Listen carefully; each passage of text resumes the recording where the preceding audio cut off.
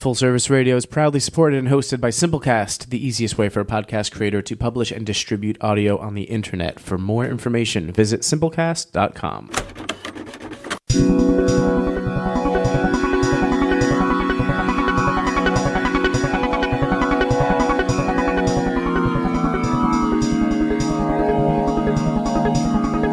You tune into Full Service Radio. Full Service Radio. Full Service. Full Service. Full Service. Full Service Radio.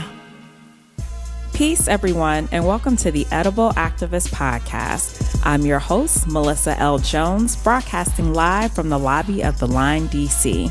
This podcast is where dynamic people of color in the food and agricultural space share their personal food journeys, passions, and perspectives that stem from the land, all exemplifying the spirit of activism in their own edible way. Let's get started.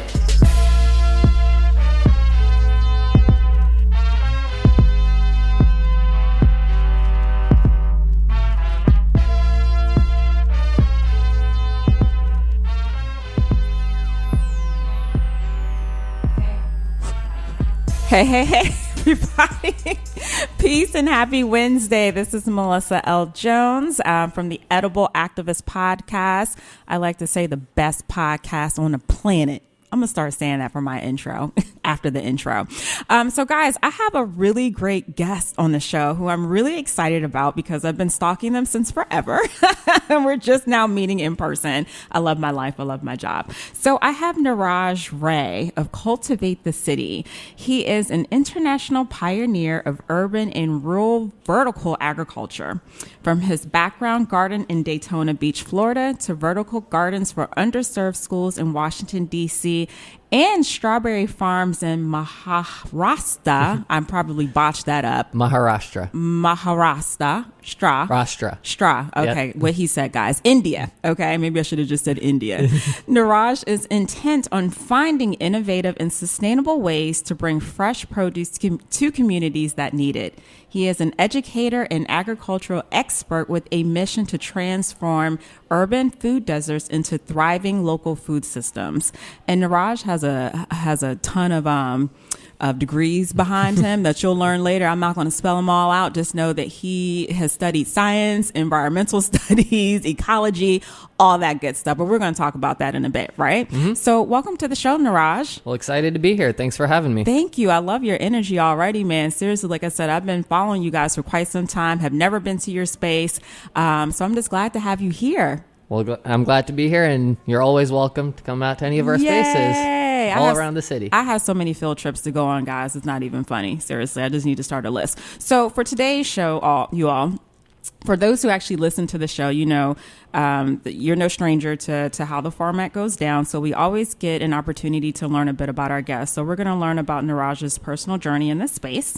We're also going to educate listeners about vertical farming and its advantages, because that's what, so CTC, which I'm going to refer to it as CTC net from going forward. Is that fine? Yep. Cultivate the City, guys. That's a lot of what you all do. And so we're also going to educate the audience about CTC's mission to create more healthy and sustainable environments. And you're also going to learn how Niraj created 25 urban farms, which I'm still just like scratching my head about. But I'm not saying it can't be done. I'm just like, damn, like, all right, cool. So again, welcome. And we're going to dive right in. So Niraj, when did food become an integral part of your life? Like, take us back and then bring us forward. So food has always been an integral part of my life. I love eating. Can never stop that. You got to live, right? I grew up in New York City, and I've always been exposed to a lot of different cultures, lots of amazing food. And yeah, that's something that's always driven me. I love really good food. The growing part is something that came a lot later on. Growing up in New York, I never had a garden, never had the space to really grow food. But I've always had a passion for biology, animals, wildlife, nature, and that's been a big part of my formal training education-wise. When I went to grad school in Florida, I was pursuing my graduate studies in environmental science, and I was doing a lot of stuff related to conservation biology, but Florida just lends itself to gardening and farming. There's a lot of water, there's a lot of sunshine. You throw a seed, it just goes into a tree. Not much care needed. So I felt like it was natural. I just started playing in my backyard. My dad was actually very key into getting me into farming and gardening. He grew up on a farm in India, and he hasn't really been on a farmer in that capacity since his childhood. So it's been something he's always wanted to do. He's always been in New York since being a young adult, so he has missed that opportunity. So when I moved to Florida, he got me started with the backyard garden. That was really his little gift that he wanted to give me for now having my own place. Shout out to Dad. He's been very crucial in getting me on this journey. I think it's always been in the back of his mind that he wanted to do a lot of what I'm pursuing, but he was tied by his career path. And I think I just came along at the right time, and I had the right interests it started off as a hobby. It was just something I was doing in my backyard, and it has snowballed into something so much bigger. Wow. Yeah. Bigger is right. Bigger is right. So I think I read that your dad actually used to take you to farms when you were little. Yes. And you didn't like it. No, I didn't. Look it's at really you funny. now. Yeah. Growing up, I mean, I had a very interesting childhood. My dad always lived in New York, but my sisters and my mom, we lived in Ohio, and my dad would commute every weekend. He would come from New York to Ohio, and then we would do something in the area. Ohio has a lot of farms, yes. And so we went strawberry picking a lot. I've always loved strawberries, but I think that going to the farms was something that I didn't really appreciate when I was younger. I wanted to play with my friends. I wanted to be out. I don't know, doing other things. You just thought it was boring. Yeah, yeah. I thought I just didn't appreciate it at the time, but I guess it really cultivated that passion in me at a much younger age, and it's something that is definitely coming out now. So talk to us a little bit about your educational background, because you, at that time, like you said, you started as a hobby, but you didn't think that you would be... No, I mean, my background farming. Through undergrad and even through my graduate work, a lot of my work was on endangered species conservation and really looking at how human activities impact wildlife and nature. That's also, after I finished my graduate work, what brought me to DC was to work with the EPA. And I was looking at coastal condition, or how urban populations affect coastal water conditions. And that was still very much in the line of wildlife management. Absolutely. But through that and my graduate studies, I just saw more and more how important agriculture is, how that is, if not the number one, at least a major contributor to a lot of the environmental and health issues that we have as a community and as a planet. I support that. Now, you started a little something at the EPA while you were there. Yep, that was actually, I think, the genesis of this idea. And when I was at the EPA, I really missed having a garden like I had in Florida. I had a big backyard, and I just didn't have the space to grow when I moved here to DC. But every day when we were having meetings and conferences, we were on the top floor of the building. You could look right out onto the rooftop. It's a really old, really beautiful building, and the rooftop was meant to walk out onto. And so me and a few of my colleagues, we put together a proposal to GSA, and we just went gung-ho with it, and we started a rooftop garden in our spare time.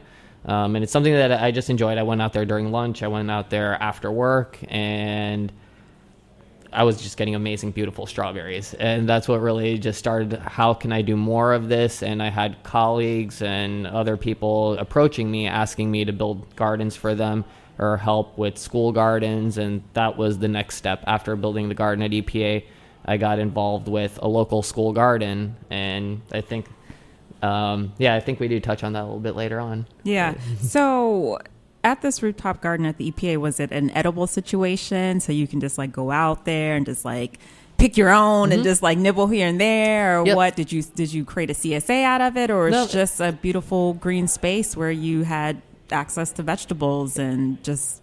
It actually was a little bit of everything. I am a strong proponent of mainly edibles, and we did mostly grow tomatoes, peppers, strawberries, different herbs and things like that. People could go out during lunchtime. They could grab a few stuff to put on their lunch, or if they had enough greens, actually make their own lettuce or their own salad. But it was a great space to hang out. And in addition to having our space where we were growing food, we also made a demonstration green roof. And that's where we grew sedum and stuff like that. And that was our opportunity to really practice what we preach as the EPA. And we're putting in a lot of green roofs in the city, but there wasn't a green roof right there. Yeah. And so that gave us a way to really create that demonstration piece. And when other people were there at the office, we could show them what we talk about when we say green roofs, extensive, intensive. What is the difference in what you can grow? Are there certain herbs that you can grow in place of sedum? Things like that, where how you can really cross the aesthetic and the edible. Wow, I love it. I'm up there already. I like when my guests come in and they paint like these really vivid sceneries for me, and I just place myself there.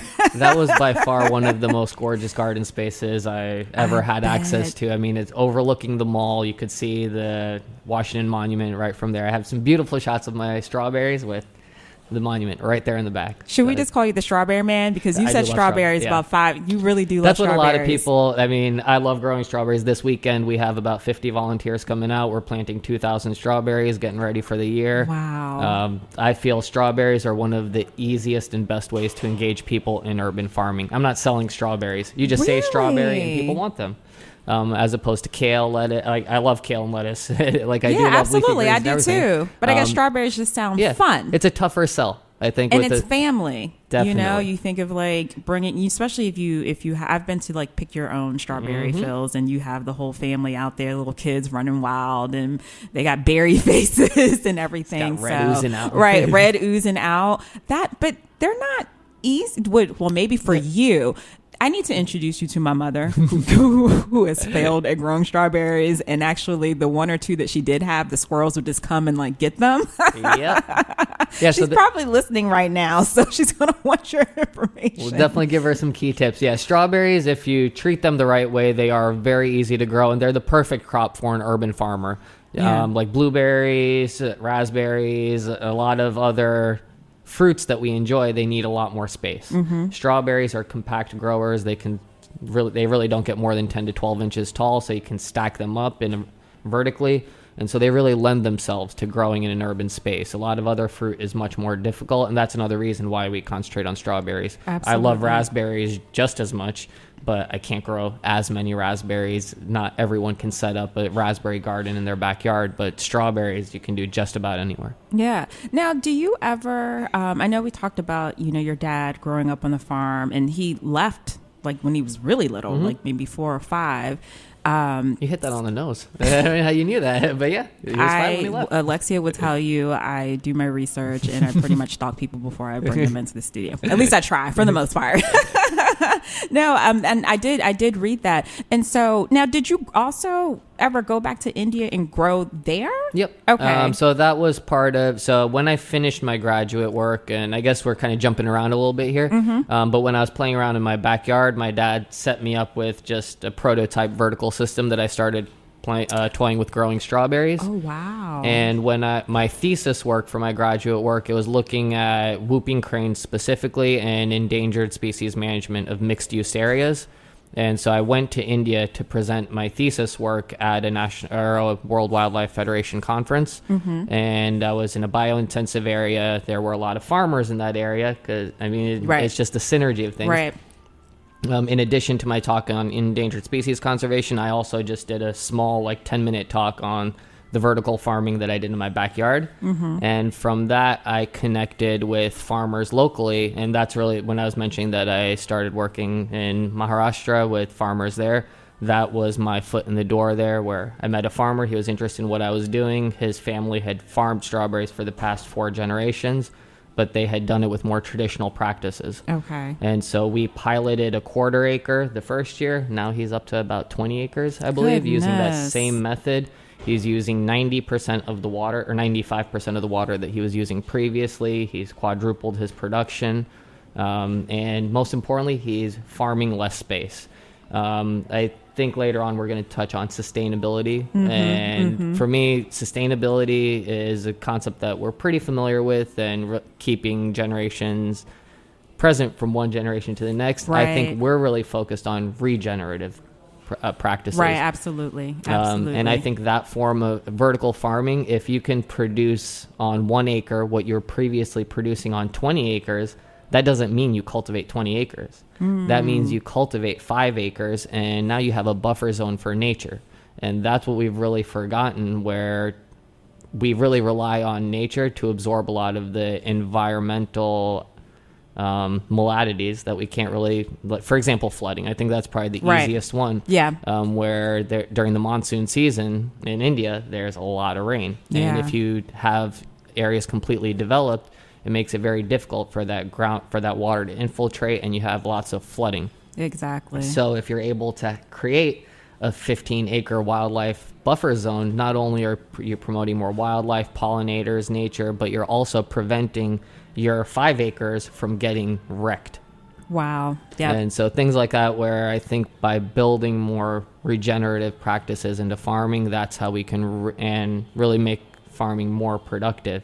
Those are some of the ways that we can I support everything that you're saying, Mm-hmm. Niraj. I support everything that you're saying, and which I want to actually later on the show, like, how can we really get this through to people, who keep talking about climate change and what are we going to do? What are we going to do? And I'm just like, are you serious? Like, you don't see the answers right in front of our faces, or the people who are actually doing the freaking work? Anyway, I digress. We'll wait until later. For those who are just tuning in, this is Melissa L. Jones with the Edible Activist Podcast. I am broadcasting live from the lobby of the Lion, D.C. I'm excited to have Niraj Ray of Cultivate the City, guys. And so welcome again, Niraj. Thank you very much. Thank you. It's a pleasure to finally meet you. We also have another little guest who's quiet in the studio, Niraj's intern, Diana. Diana, right? She didn't know I was going to put her on the spot. Everybody gets acknowledged in here, guys. Everyone. So Niraj actually just brought us up to speed about how he got into all of this. Mm-hmm. He didn't have a green thumb growing up, but he studied science and ecology, and really sustainability is the core of everything that you do. And so, like you said, like, everything is all related. Even if you didn't know that you were getting into food and growing, creating urban farms, it's all related. It's all related. So you were, from what I know, that you were part of the National Wildlife Federation as an eco leader. Mm-hmm. I probably botched that up, but you know what I'm saying. You mentioned that just previously because you had to do a project in India in regards to this, or that's separate? No. So that was through the World Wildlife Federation. Oh, okay. Okay. Through NWF. That was after I came here and I was working with the EPA. Oh, okay. I got it. And it was right after I left grad school. So I was able to apply as an emerging leader for a little micro grant. And I used that to start a vertical farm at a local elementary school. And that was my transition from EPA to what I could do outside of the EPA regarding farming and gardening. I ended up starting this school garden, and it really, really snowballed. We just had this $1,000 micro grant originally, but from that I was able to write a few other grants that helped fund a lot of a bigger build out. Eventually we had 60 vertical towers in front of the school. A lot of the students... 60? All strawberries. All shocked. And then we built a lot of other raised beds and gardens where we grew other stuff as well. But again, that was kind of a beacon to really show what you can do if you just give like a 10 by 20 footprint to just growing strawberries. Wow. That is crazy. It was awesome. So what was the experience like with the kids at the elementary school? It was awesome. And it's something that we still continue to do to this day. We partner with 3 schools currently. We work with Minor Elementary School, Gallaudet University, and Idea Public Charter School. And with all 3 of these schools, we create robust programming to get these kids out in the garden. With Gallaudet and the high school, there's a lot of career training and green job prospects that we're helping prepare these students for. I just love teaching and getting kids involved with gardening. Me personally, I mentioned, grew up in New York. I never thought I'd be a farmer. I think it's through a very fortuitous set of circumstances that I am where I am now. I really want to be there to help inspire the next generation, to get other people growing food, because that's where it comes down to. If people aren't passionate, if they don't care about food, if we don't get them caught at a young age, that's why we have a lot of problems we have right now. Absolutely. And I guess my biggest fear is, if the government can shut down, our grocery stores can shut down. I think that's another reason why we should grow. And even myself, my little herbs aren't going to carry me too far, so I'm going to get into it, really gonna get deep into it, guys. I am. But that I do think about that, in terms of that self-sufficiency, growing for for environmental purposes, but also for self-sufficiency, because we are living in some interesting times. We really are, and I think resources can. I don't even know how to phrase this, but just imagine being in a space where resources are scarce and you go to a grocery store and there's nothing there. If you know how to grow some food, then maybe you can survive a little bit longer. It's a skill that once you have, no one can take it away from you. That's what I always tell people, that if you don't have the chance, just because you don't have the space to grow, still take the opportunity if you do have the time to learn it. Absolutely. Because one day you will have that time, space, energy, and it's an invaluable skill. And as Chris Riddick of Afrobeats sat here and told us, he doesn't have a backyard, he doesn't have a side yard, he doesn't have a porch, but he has a windowsill, he has a pot and some soil, and the man grows everything. And I was truly inspired by these conversations, and I'm also shouting him out because you all work with Chris. Yes, he's a teacher at Minor Elementary School, That's and so he works with a awesome. lot of our students. This week, we just set up a seedling rack inside of their classroom so they can get all their spring seedlings going. And as soon as this warm weather actually settles in, start playing in the outdoors. Nice. All right, shout out Chris. All right, guys, we're going to take a quick break, and we'll be right back.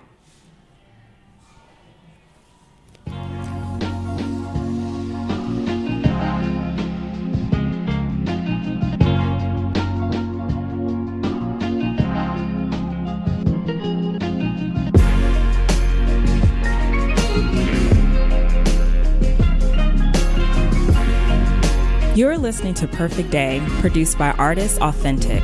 For more of Authentic's work, visit allornothingstudios.com.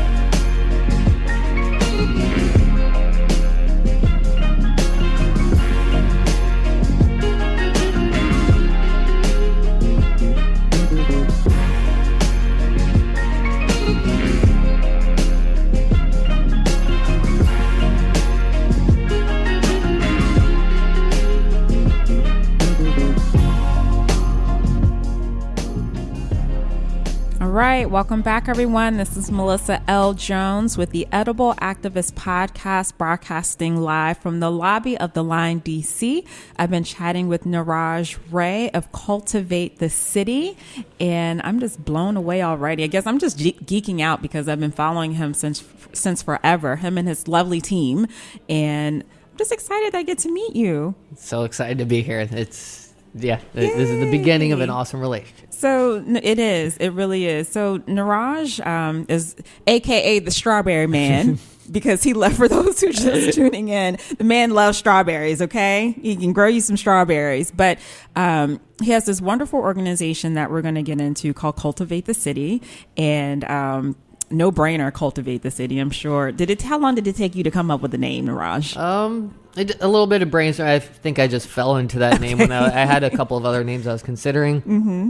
And my goal is to grow beyond DC, and I feel like Cultivate the City is a very applicable name and it to doesn't other limit projects you. I would like to do too. Yeah, that's awesome. So let's talk about Cultivate the City. What is this all comprised of? Because I know that you have 8th Street Farms, and you grow Yeah. a ton of other places. So help me to understand So- how this is all structured. So we have a network of farms. It's roughly, so we've grown actually more than about 35 different farms around the city. This year we pared down to about 10 locations that we're growing a lot more on. So one of the sites you mentioned is 8th Street Farms, and that's our retail garden center. It's on the rooftop of a local hardware store, W.S. Jenks & Son. Neat. And it's a really awesome space. It's bigger than most Home Depots and Lowe's in the area. It's a really unique space in the city, and we've made Wait, it's bigger than a Home Depot? thereabouts, yeah. I mean, it's really wow. surprising. I mean, they have amazing inventory. They have a lot of unique stuff that you wouldn't find in other hardware stores. And we Wow. help supplement that. Before we came along, they didn't really grow and sell plants. So we started growing stuff on their rooftop, and we provide that as retail plants that they sell down below. That is neat. In addition, we grow most of our plants that go out to our other farms at that site. And when we're harvesting produce and things are coming back, we also run a CSA program. It stands for Community Supported Agriculture. And so for people that are getting the produce from our farms, that's where they'll come to pick up their produce. We have classes there every single weekend. We have volunteer opportunities. So it's really the hub of our activity is at that garden center. Then I mentioned we also have a few school gardens that we work with, Gallaudet, Idea, and Minor. Then we also manage a rooftop farm for the Nationals at the stadium. All the produce that we grow there, they use in their food services and dining at the stadium. So things like that, where our garden center helps support a lot of those activities, helps us go out into the community and do more engagement opportunities. Oh my goodness. That's a lot. Yeah. We do basically anything related to food and growing plants. We're trying to do that. So we lead classes in just about everything. We have a container gardening class. We have an herbology class. We partner with the Smithsonian to provide classes on site as well. We do a lot of workshops with kids. We're trying to figure out a summer camp for students to come 2-3 days a week throughout the summer and really get their hands dirty and grow their own plants from seed to harvest. Things like that, where we really try and find ways, and that's the purpose of our garden center. It's called 8th Street Farms for a reason, and we see it as an urban ag incubator space. Okay. It's a place for other businesses to get their products out to people who may be interested in gardening, and it's a place for people to learn and hone their skills around gardening and farming as well. As we talked about earlier, not everyone has access to space, and our real goal is to get anyone and everyone growing and appreciating good food.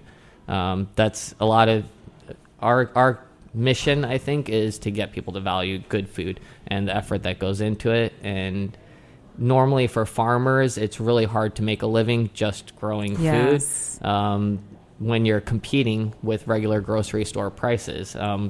Tomatoes are a great example, where heirloom and really tomatoes that do have a little... But those grocery store tomatoes are bad. Though. Exactly. But as And not judging anyone who buys those, but just, when you taste an heirloom tomato, you don't want to go back. Exactly. And I think Just it's saying. getting people to have that value, that taste is more That's spot important than on. cost. And that's only when you actually put that effort and you learn what goes into growing food. When you see food as a commodity, it's hard to say, why does this tomato cost more than this tomato? It's only when you value it as something beyond a commodity, something you're putting into your body, something that nourishes your mind, body, and spirit. That's when you're like, the $3 a pound isn't what I'm paying for. It's all the externalities. I'm helping develop my community.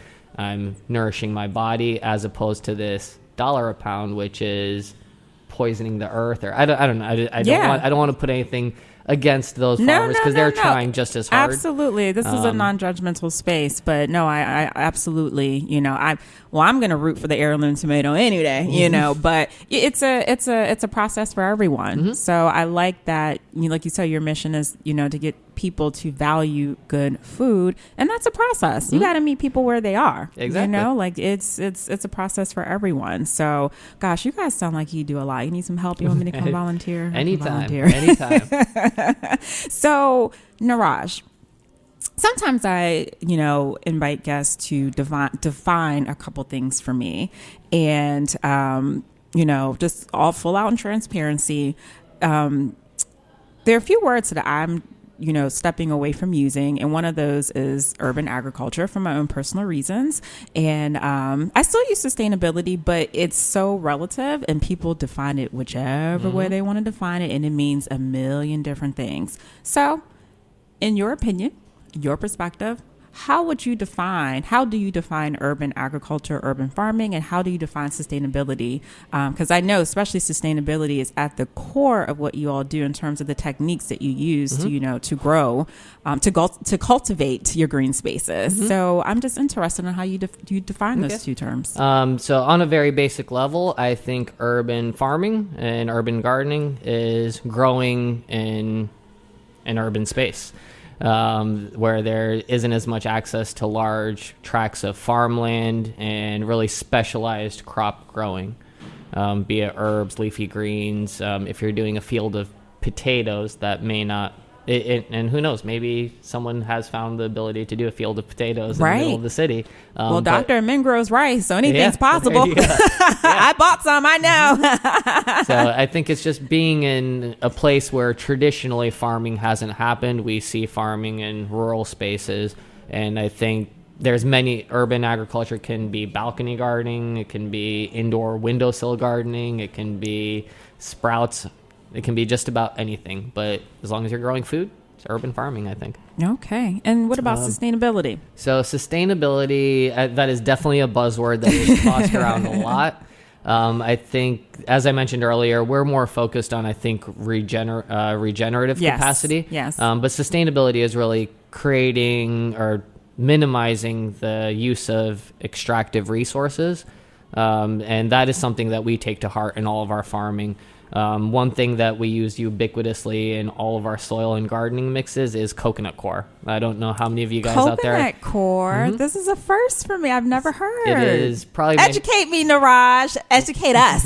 It's one of my favorite things to talk about. And coconut coir comes from the husk of coconut shells.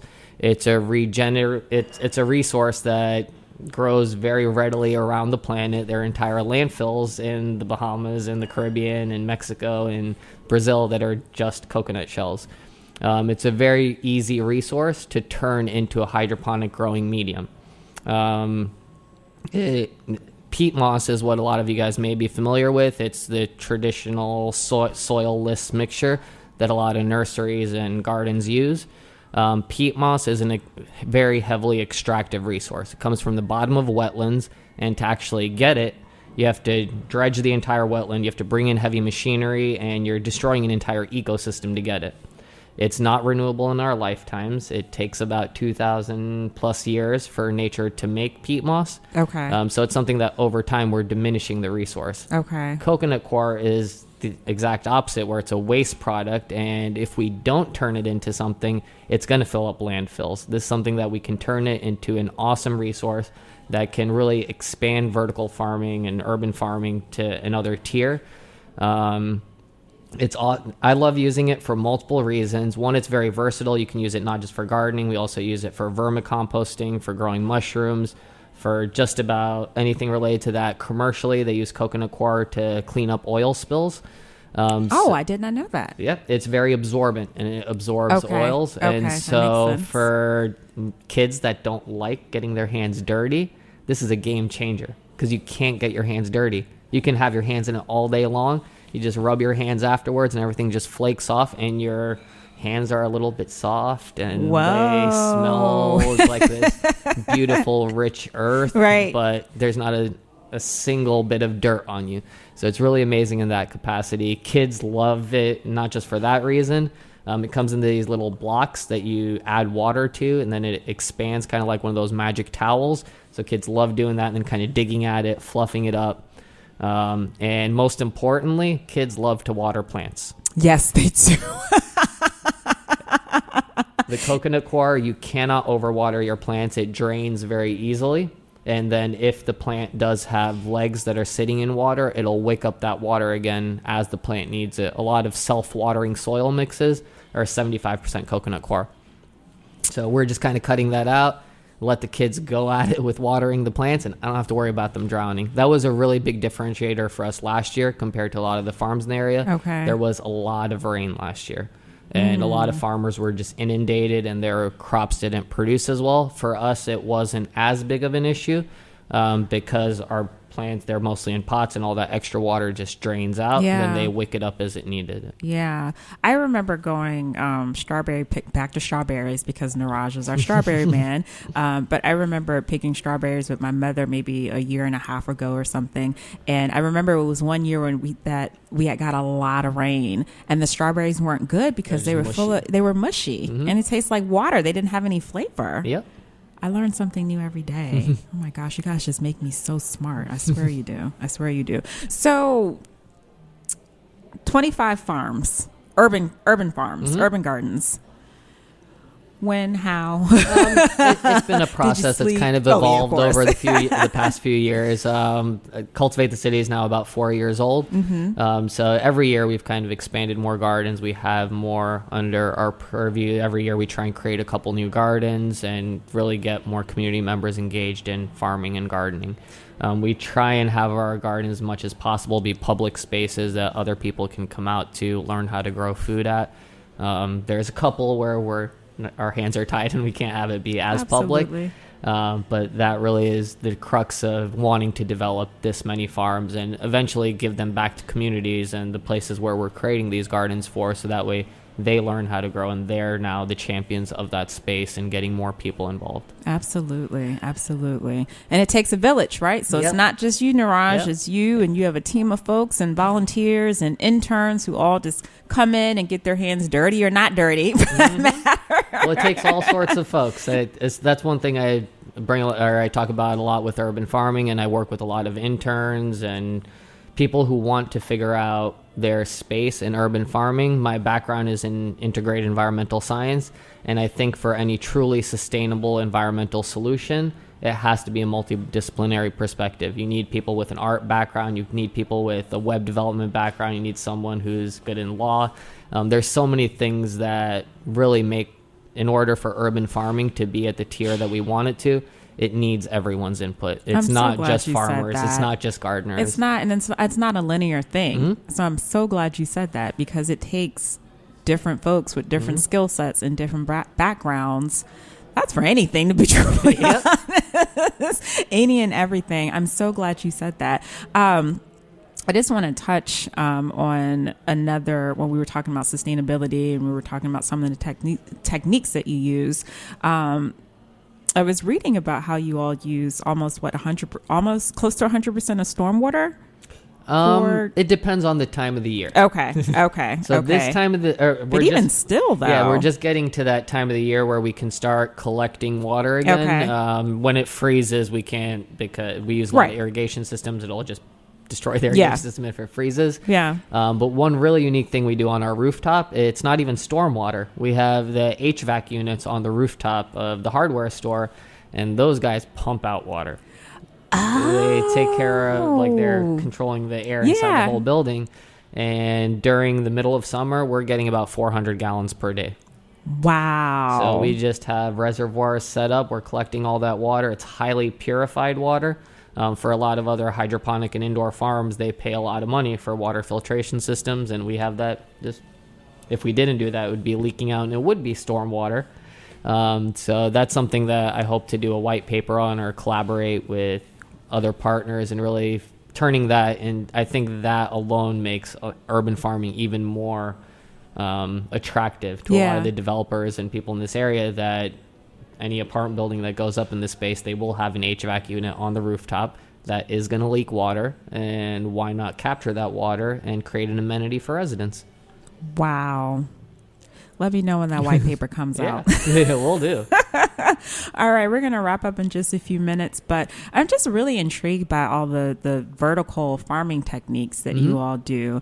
And is that something that you really push for just in general for folks? In general, I think being urban farmers and being limited on space, vertical farming is the solution. Yeah. It's just, and to me, there's many vertical farming ways to employ vertical farming. I think it's just thinking of things differently and not just considering an XY axis, but also the Z plane and seeing how you grow things upwards. It doesn't have to require any fancy gadgets. It's just thinking of how you're growing your crops. One example that I use routinely are the Three Sisters crops. That's how Native Americans used to traditionally grow corns, beans, and squash together. And Three Sisters crops? Yep, the Three Sisters crops. So first you would plant your corn seed. The corn grows straight up. Then 2 weeks later, you plant your bean seeds. The beans start climbing up the corn, and they fix more nitrogen in the soil for the 2 other plants. And then squash, you plant 2 more weeks later, and that trellis, or it basically climbs out and it shades the soil from the hot summer heat, so that way all 3 plants don't experience as much heat stress. And so by growing these 3 plants together, they're more productive than growing them individually in fields. So just using that as a way of thinking of how you can refit those types of ideas for your own garden. Maybe you do want to do mixed crops. Maybe you want to grow things like strawberries where they just require less of a footprint. Okay. But that is another goal of our garden center for H Street Farms. It's to be a showcase of all the different types of vertical systems. We don't have just one system on the rooftop. We have the vertical strawberry towers that we use. We call them veg towers. We have a bunch of zip grows. Veg towers. Yep. Sounds delicious. Tower gardens, arrow gardens. We have NFT systems. We really want to be a showcase of all the different ways of growing, so that way you can be a more educated consumer and eventually farmer, and you can choose which system works best for you. There's so many online resources out there that sometimes it can be overwhelming. Absolutely. That this allows it to be a place where you can actually walk in, see all these systems, see how they grow, see how they work, and then really work backwards and see what you want to apply in your own garden. Can you teach me, Niraj? Come on down. Come on down. I had so many brilliant teachers, man. I swear. I'm going to walk away like Farmer of the Year, like all this knowledge. Okay. Tag, I wish I had more time with you, Niraj. I really do. I can sit here and talk to you all day. Okay, before I said one last question, but really this is my last question. Or last question, but like just your thought. Niraj, how can we really get people to make, those who haven't made the connection between farming and climate change, and folks who are like running around like, what are we gonna do, da da da da da, and whole new Green Deal, like all that, how can, just 1-2 words, how can we get people to make that connection? So we are very conscious. One, I'm just gonna say it, money. Money. Green is the number one motivator for anyone and everyone. And we are very consciously a for-profit business. We work with a lot of nonprofits. We do a lot of community-based activities. But at the end of the day, the only thing that will create more urban farmers is if those urban farmers are making money. And so we want to teach people how to grow that own food, how to create their own market. It comes down to making that connection where you're actually saving money. So I mentioned we have a CSA program. I think one thing that makes our CSA really unique is every single week we include a finished food product. A finished food product is something that we make with our students out of what we're growing in the garden. Some weeks it's hot sauce, some weeks it's infused butter, some weeks it's candles, some weeks it's just a product. Anything that you can make out of the garden that draws that connection, that we're growing commodities, that when you go to Whole Foods and you buy it, you pay $6 for this thing. It's something that if you're growing in your backyard, you can make it in an instant, and you can become a producer. That one of our big challenges, I think, is we're shoved with this mindset that we're all consumers. We can't produce, and that's kind of the commercial mindset that we're fed. And I think I want to teach people that by growing your own food, you can be a producer. You can create your own community. You can, well, you can be a producer and you can create your own community, but you can also, make money doing it. Make money doing it, but also when I just think about the environment and stuff, like you can contribute to a healthier environment as well. We're not taking away from the environment. Yep. So... That's what I was getting at. I think the truly sustainable things are when there's money being made. That's the true incentivizer. I 100% agree with you. Totally. Yeah. All right, Niraj, where can people find you? Cultivate the City. You can check out cultivatethecity.com. You can follow us on Instagram or Facebook. Come and check out our garden center. We're at 910 Bladensburg Road, Northeast. We're on the rooftop of the garden center. Feel free to come out anytime on the weekends. And as the weather warms up, we're going to be there pretty much every weekday as well. Yay. I'm excited to see the space. I'm so excited. All right. So we're going to do a quick rapid fire. Are you ready for me? Yep. All right. So what is your favorite leafy green? Collard trees. Collard trees. Yep. Not collard greens, but collard trees. Yep. So collard trees make collard greens, right? But they get to be at 7 to 8 feet tall in a growing season. I was going to say, they sound really tall. They're cold hardy up to about 20 degrees Fahrenheit.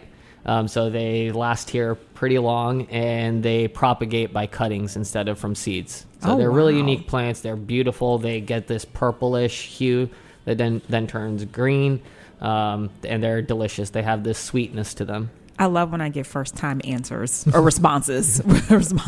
Wow, that was the first. Collard trees. Okay, all right. Sweet, spicy, sour, or salty? So I'm Indian, obviously. Yes. One thing I really love about Indian food is that it's all about those contrasting flavors. So I like all of them on my plate. It is a little bit of everything. That is fair. That is fair. If I have to choose one, it's got to be spicy. Okay. I love growing peppers, make your own hot sauces. We regularly teach make your own hot sauce classes. Awesome. Favorite fruit? This is an easy and hard one to choose. Right. So I couldn't narrow it down to just one. I know strawberries is the easy answer because I do grow a ton of strawberries. The strawberry man. I love mangoes, but unfortunately I can't grow mangoes. No, you can't. But I do have a mango tree at our rooftop. And do you really? I always keep my fingers crossed. I always try to do the unexpected. So hopefully one day I can have a DC grown mango, but I'm not banking on it right now.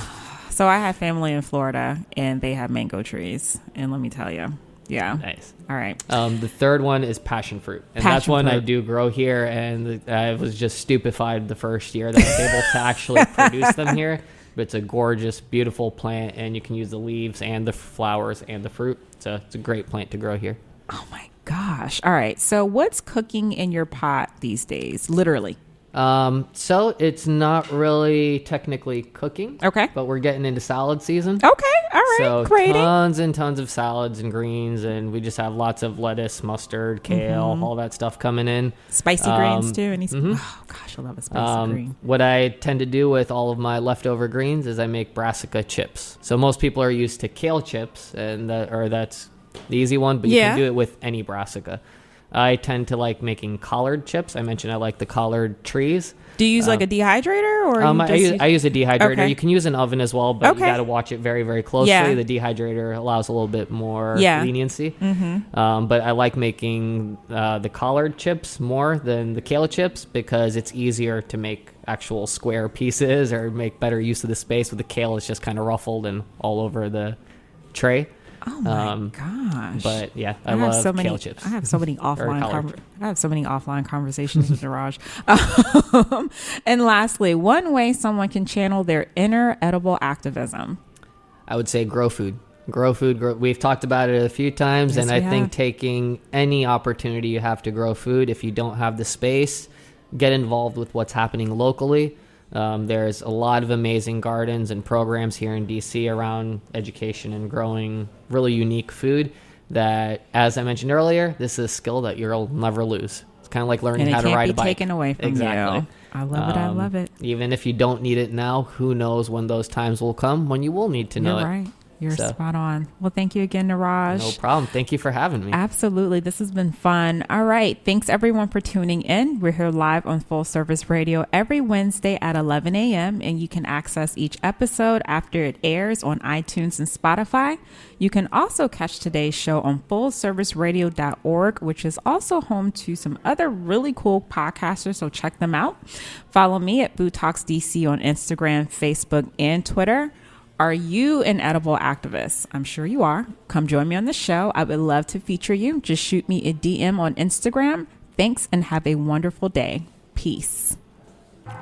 Thanks for listening to this program on Full Service Radio, broadcasting and recording from the Line Hotel in Adams Morgan, Washington, D.C. Full Service Radio programming can be accessed live and archived on fullserviceradio.org. Our talk programming is available on most podcast apps like iTunes and Stitcher, and our DJ sets are available on mixcloud.com/fullserviceradio. Full Service Radio features over 30 weekly shows and over 50 local hosts covering every topic imaginable. If you want to be a guest or get involved, email us at info@fullserviceradio.org.